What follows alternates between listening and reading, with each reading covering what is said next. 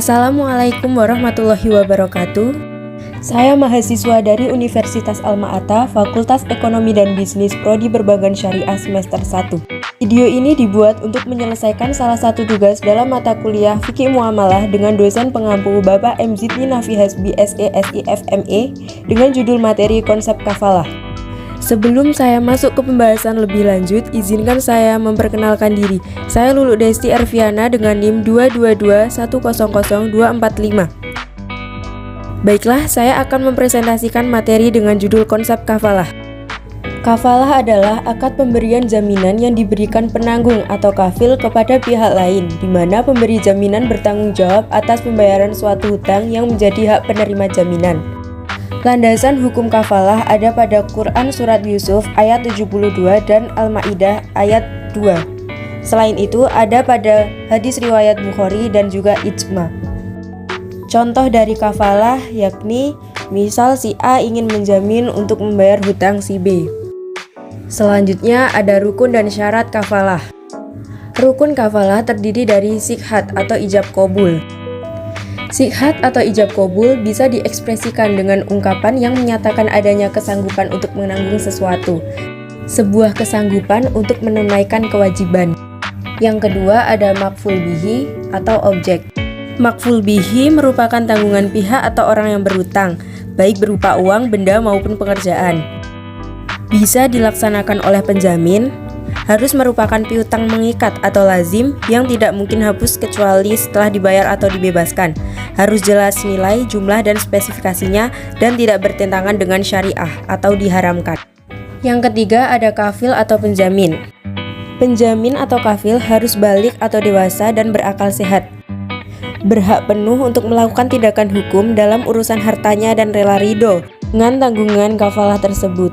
Yang selanjutnya ada maqful anhu atau orang yang berutang. Orang yang berutang sanggup menyerahkan tanggungannya, piutang, kepada penjamin dan dikenal oleh penjamin. Yang terakhir ada maqful lahu, penerima hak tanggungan atau orang yang berpiutang. Orang yang berpiutang harus diketahui identitasnya, dapat hadir pada waktu akad atau memberikan kuasa dan berakal sehat. Syarat kafalah terdiri dari 1. Tindak hukum syariah yang disepakati. Maksudnya, perjanjian yang diadakan oleh para pihak itu bukanlah perbuatan yang bertentangan dengan hukum atau bertentangan dengan hukum syariah. Sebab perjanjian yang bertentangan dengan ketentuan hukum syariah adalah tidak sah.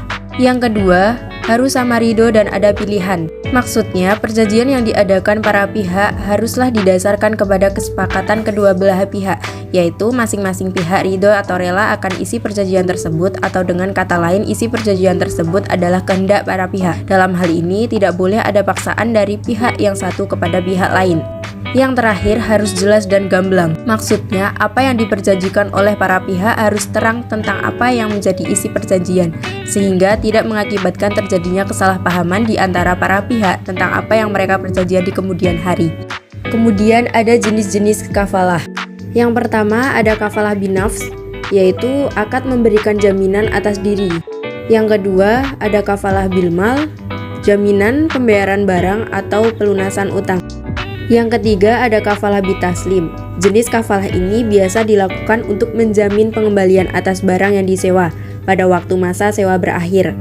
Yang keempat ada kafalah al-munajazah, yaitu jaminan mutlak yang tidak bisa dibatasi oleh jangka waktu dan untuk kepentingan atau tujuan tertentu. Yang terakhir, kafalah al-mu'alaqah. Bentuk jaminan ini merupakan penyederhanaan dari kafalah al-munajazah, baik boleh industri perbankan maupun asuransi, di mana jaminan dibatasi oleh kurun waktu dan tujuan-tujuan tertentu. Untuk pembahasan yang terakhir yakni berakhirnya kafalah. Kafalah berakhir apabila ketika utang telah diselesaikan baik oleh orang yang berutang atau oleh penjamin, atau jika kreditor menghadiahkan atau membebaskan utangnya kepada orang yang berutang.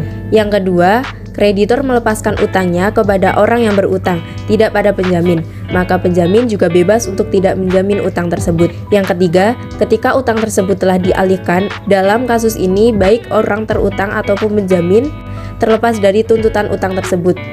Yang terakhir, kreditor dapat mengakhiri kontrak kafalah walaupun penjamin tidak menyetujuinya.